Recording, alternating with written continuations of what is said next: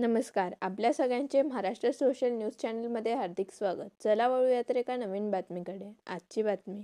शिंदखेडा तालुक्यात पावसाने दडी मारल्याने दुबार पेरणीचे संकट गडद झाले असून संतप्त शेतकऱ्यांसह शिवसेना उद्धव बाळासाहेब ठाकरे पक्षाने तहसील कार्यालयावर धडक दिली.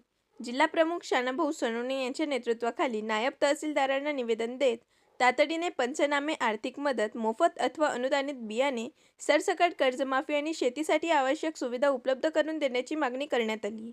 प्रशासनाने शेतकऱ्यांच्या प्रश्नांकडे दुर्लक्ष केल्यास तीव्र लोकशाही आंदोलन छेडण्याचा इशाराही यावेळी देण्यात आला. आम्ही आज या ठिकाणी नायब तहसीलदार डोले रावसाहेब यांच्याकडे निवेदन दिलं सर्व शेतकऱ्यांच्या वतीने. कारण या शिंदखेडा तालुक्यामध्ये गेल्या महिन्यापासून किंवा काही गावांमध्ये तर जून तर जुलै संपण्यात आला तरी सुद्धा पाऊस झालेला नाही.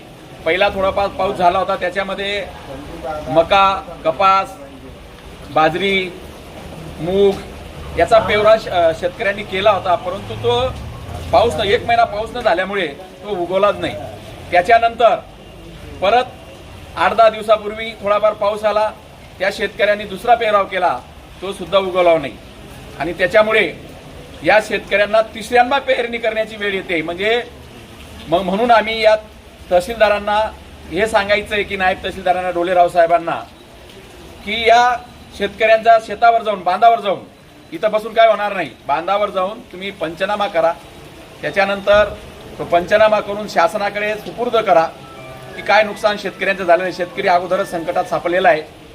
या संकटामध्ये सोनेवाडी, अक्कडसर, नेवाळे, वरसूज, वरपाड, आमर्थ, आजची आणि विरदेचा काही भाग, या भागामध्ये पाऊस झालेला नाहीये.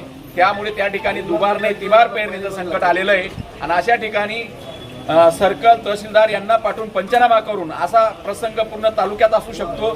जिथं जिथं या संकट शेतकऱ्यांवर आलेलं आहे तिथं जाऊन सर्कल आणि तलाठी मार्फत तहसीलदारांनी पंचनामे करावेत. आणि त्याचप्रमाणे शेतकऱ्यांना जी कर्जमाफी झालेली, फसवी कर्जमाफी, ती सरसकट कर्जमाफी करावी.